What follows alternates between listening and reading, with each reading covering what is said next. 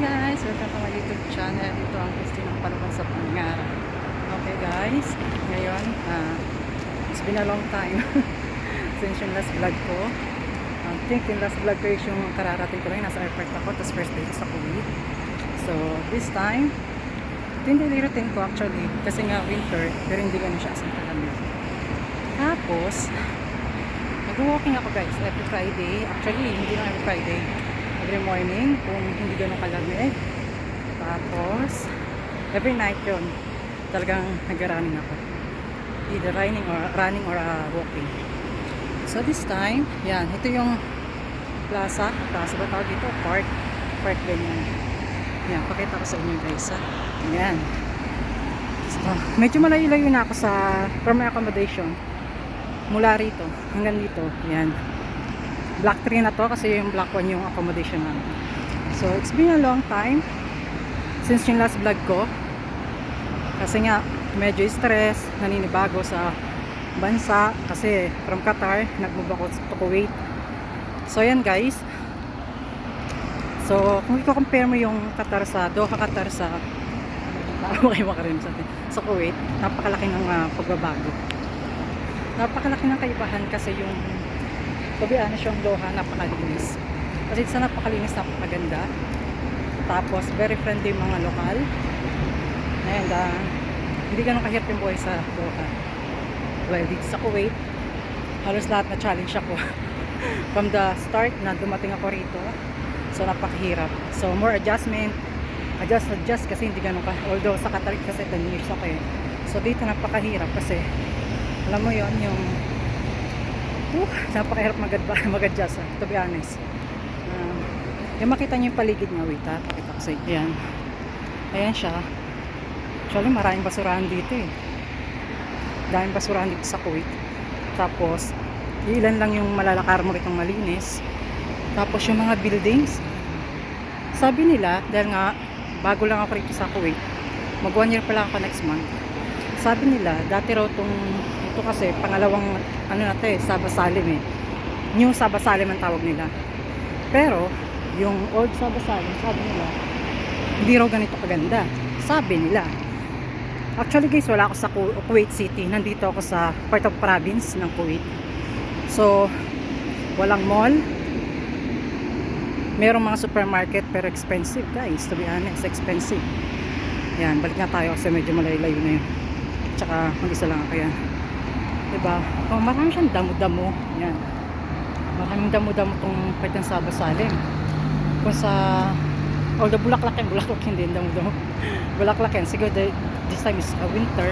Kaya yan, puro flowers yung inaano nila. Ayun yung mga ano niya guys. Yung highway niya. Yan. Tapos yan. May madadaanan ka ritong mabahong lugar kasi may mga trash bin na punong-puno ng basura. Yan. Tapos, ang kagandahan dito sa Kuwait, more and cheaper eh. Pagdating sa mga damit, mga alahas. Actually, siguro halos parehas lang kasi yung value nung rate nung Qatar Riyal is paano ba? 1:12 yung bilang kasi 1:12 or 1:11 ganyan. Yung 1 KD kung i-rate mo siya sa Qatar Riyal is ganun yung halaga ng 12 point something, 11 point something ganyan. Pero more and cheaper guys kasi mas maraming mura dito. Tapos yung mga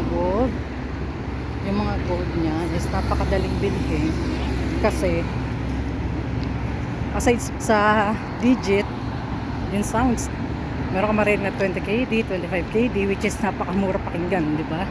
Pero kung convert mo yun sa real or sa peso, sabihin natin 20 KD, nasa 3,000 plus. Yun, makakabili ka ng ganung alahas. So, yan, dahil hindi dito napakahirap mag-invest, sa totoo lang. Kasi, aside sa mura yung sahod mo, titipirin mo, ipapadala mo sa pamilya mo. Yan, titipirin mo yan, hanggang hanggang yan, titipirin mo tapos yan, kung bibili ka ng ginto kailangan installment. Yan. Kailangan installment yung bibilhin mo. Good for 6 months, ganyan. So makakapag-invest ka na. Pero napakadaling bilhin kasi hindi ganun kabigat pakinggan. Hindi rin ganun kabigat sa bulsa.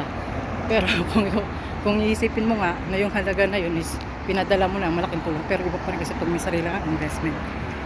Yan. Yan guys. Yan. Yan.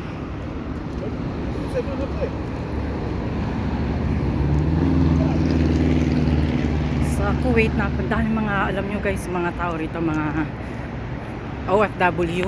Alam nyo ba na yung mga OFW rito is ang dami nilang mga alasan lalaki pag pumunta kami sa Salmiya, kasi Salmiya yung kasi yung pinaka ano na mga OFW, yung mga nakatira sa Basali, mga province area, doon ang puntahan.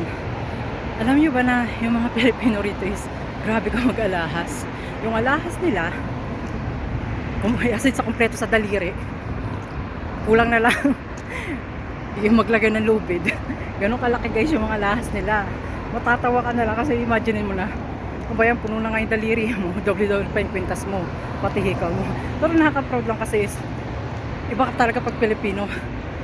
Talaga mahilig mag ano sa mga alahas sa mga Pilipino. Kasi ang gandahan sa gold is investment. Nakagandahan doon. Kaya ako kahit paunti-unti nakakaipon naman. Ngayon yung parents ko na lang kinuhanan ko. Sunod is yung mga anak ko tsaka yung asawa ko nasa Doha. Yun. Yan siya guys. Pakita ko sa inyo. Ganyan siya. Yan. Yan. Ito yung plaza na sinasabi nila. Plaza or park. Ganyan. Takbuhan nito guys. Ay. Yan takbuhan nito. Yan. Pwede ka dyan pero nakakaano exercise kasi daanan to eh. Tapos babae ka. Tsaka mga inupuan yan. Hindi mo lang malinis or what. Mahirap na. Tapos sabi nila may new virus daw ngayon sa Kuwait. Yan siya guys. Pabalik na ako. So, papakita ko sa inyo. Maganda siya tignan, di ba, sa gabi. Malinis tignan. Dito pa lang ipapakita yung Black Train sa Basalem. Malinis naman siya pero hindi talaga may iwasan, may mga lugar talaga na parang Pilipinas na lang. Yan. Tapos yung Salmiya, mag-vlog ako sa Salmiya, papakita ko sa inyo. Ang daming tao, ang daming Pilipino. Ang saya kasi yun yung pinaka pahinga ng mga Pilipino eh, yung area na yun. Doon nagkita-kita yung mga helpers, yung mga work sa salon, nag-work sa office. Yan, tulad nito guys, so look at this. Yan. Garbage, di ba? Meron pa, parte doon. Sa parte na doon, lapit-lapit na sa Black One, which is sa accommodation ko. Ang baho. Amoy na amoy mo talaga. So, hindi ko naman sa akin naputya. Nakukumpara ko lang. Iba yung kalinisan ng bansa pinanggalingan ko. Although hindi man perfecto yung bansa rin natin Pilipinas, ganun din na, may lugar din naman na especially sa mga, alam nyo yun, part ng Manila na may mga, huwag na natin sabihin kasi may pamilya rin naman ako doon din nakatira. So, ganun. Di rin na perfecto, diba, ang Pilipinas? May marumi, may malinis. Kaya mahirap din mag-judge. Pero, kaibahan lang kasi, napansin ko. So guys, ba't nga tayo? Napansin ko. Sa mga locals din. More on judgmental. Kapang napak ng kapwa. Kasi nga, taga rito, yung iba, mga Arabic, ganyan. Tapos ang lit ng tingin sa lahi natin. Mostly, hindi ko sasabihin lahat, mostly. Ganun sila. Tapos, unlike sa mga Qatari, mabait eh. Mga educated person, may pagmamahal sa mga lahi natin. Although dito, hindi naman lahat. Pero mostly, sa mga lahi nila, ganun. Ang tingin sa ating mga basahan. Kahit anong kayod mo, isang pagkakamali mo, basahan ka sa paningin ng mga yan. So ayan guys, yun siya. Ito yung NBK yan. Oh. Yan, ito yung eskwelahan to guys. Yan, school yan. So Friday ngayon, gabi na. So of course, sarado na yung mga school. Yan,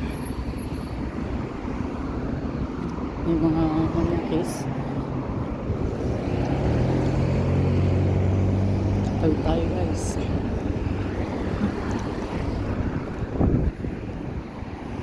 Yan.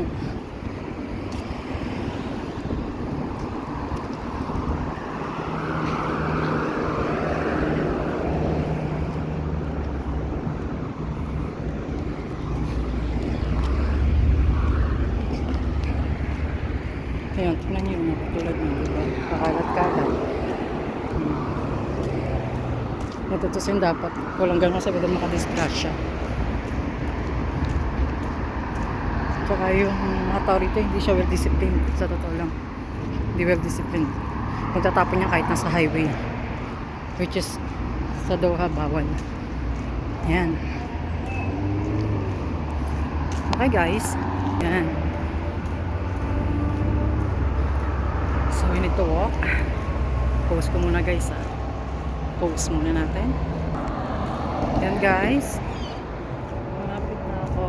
So yan. Punta ako. Yan.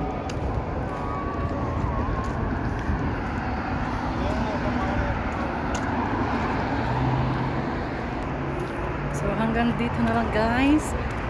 See you on my next vlog. Thanks everyone. Thanks for watching. Bye.